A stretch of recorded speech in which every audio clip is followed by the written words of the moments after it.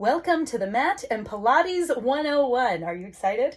We are going to barely move in this video, but that is the point. We are going to find the deepest connection you have ever had to your abs, and it's going to be game-changing for some of you. Before we begin, I just want to show you this anatomy. This is the Transversus Abdominus. It is the deepest layer of the abdominals. It is like a giant corset muscle, and it functions as such. So I'm going to be cueing, sucking it in, right? Whittling the middle, cinching the waist. This is the muscle that does this. And this muscle connects into the multifidi in the back. So by firing up this corset muscle, we are actually creating your own personal back brace that's going to keep the back safe as we do the sexy abs that go on top of it. The diaphragm and connects directly into the transversus abdominis.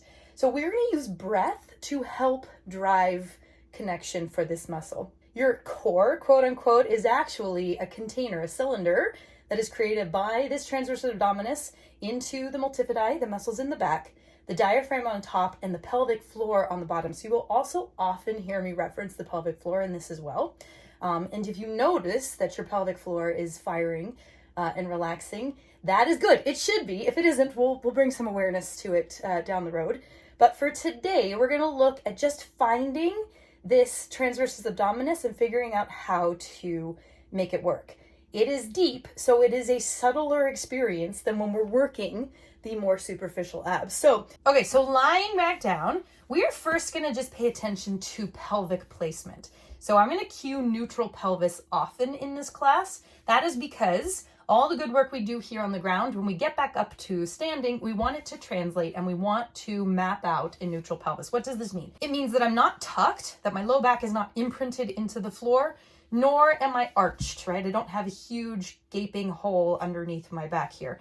There should be some sunlight underneath the low back, but another way you can kind of think about this is if I create a triangle with the heels of my hands on my hip bones and my fingertips pointing down towards my pubic bone, I now have this triangle here, yes? That triangle should neither be pointing down towards the ground, which would be an arched back, nor should it be pointing towards my knees, which would be a tucked back. It should be nice and parallel to the ground. So again, I have just a little bit of sunlight underneath the low back. My ribs are comfortably down on the ground. Now, in this position, move your hands up just a little bit so they're on the belly, right underneath your belly button, around the belly button. We are going to take a nice big inhale into the belly here. So big inhale through your nose into the belly. And you should notice that belly expands. For some of you, that's going to be hard, and this is going to be something I want you to practice. Inhaling into that belly is really important for reducing stress, anxiety, right? So big inhale to the belly. Now, on the exhale, that belly should sink down. Just normally, if you're just aware of your breath, as you inhale, the belly should fill. As you exhale, it should sink down. But we're going to take this a step further and make this a bit more athletic. So inhaling, letting that belly fill. On the exhale, I want you to sink that belly down, yes. But I want you to imagine that you just pulled jeans out of the dryer and you are going to get them zipped up. So you're going to suck that belly in as you exhale, right? It's deep, deep, deep, right? I've got to hollow out that space where the jeans would sit, right? Suck it in, cinch the waist. Again, inhale into the belly, let it all go. Exhale, pull that belly in. How deep can you get that belly to pull in? It will feel like you are relaxing the outer abs. They have to relax in order to find this. So I can actually feel myself hollowing through here, right? I can feel that corset muscle firing down here. Inhale into the belly one more time. Exhale, pull that belly in. Excellent. Now you may need to practice this for a while to see if you can get it deeper, deeper, deeper. But if it's feeling all right, we're going to challenge it with an inhalation just into the chest. So I'm going to take that breath into the belly again. Exhale, sink the belly in. Get that belly all pulled in. Now I'm going to hold this contraction as I just inhale into my ribs and see how much air I can get into my chest without this belly popping. And then exhale, I can deepen this connection. Again, I'm going to inhale just into my ribs, letting those ribs expand out to the side, the chest to the ceiling, the back into the floor. Exhale, pull that belly in deeper. One more time. Make sure your shoulders are nice and relaxed here. Inflating that chest, stopping before that belly pops, and then exhale, pulling that in one more time. One fun little thing you can play with this just to make sure your brain has this fully mapped. We're going to go belly, chest with our inhales. Each exhale, we're going to pull that belly in. Yeah.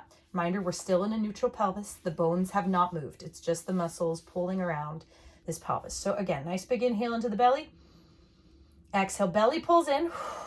Cinch that waist, hold that in. Inhale just into the chest.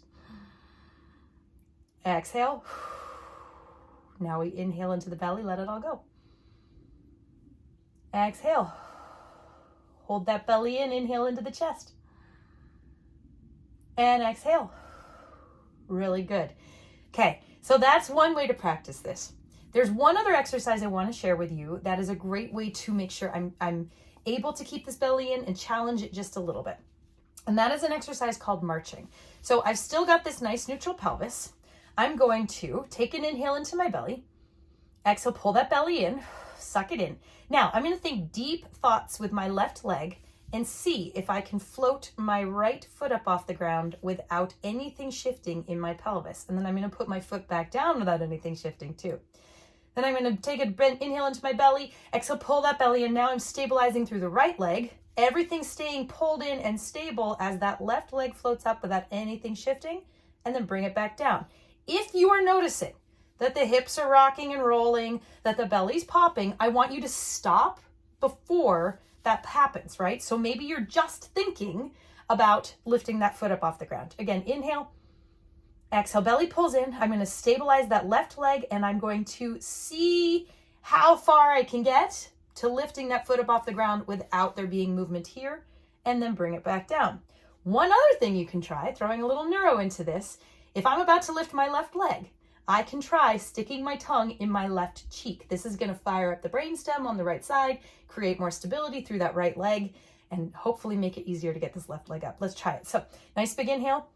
Exhale, belly pulls in, tongue goes into that left cheek, and I lift my left leg up.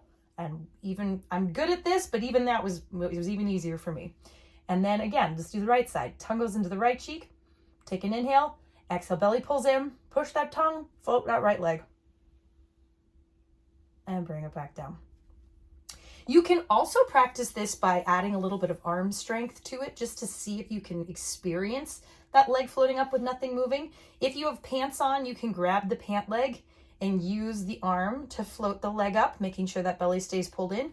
You could use a yoga strap or a towel, right? Anything that will take the weight of the leg or reduce the weight of the leg so that your abs don't have to work as hard to keep that stability. You hopefully won't have to do that for long before your brain figures it out. But this is the most important exercise that I teach in Pilates.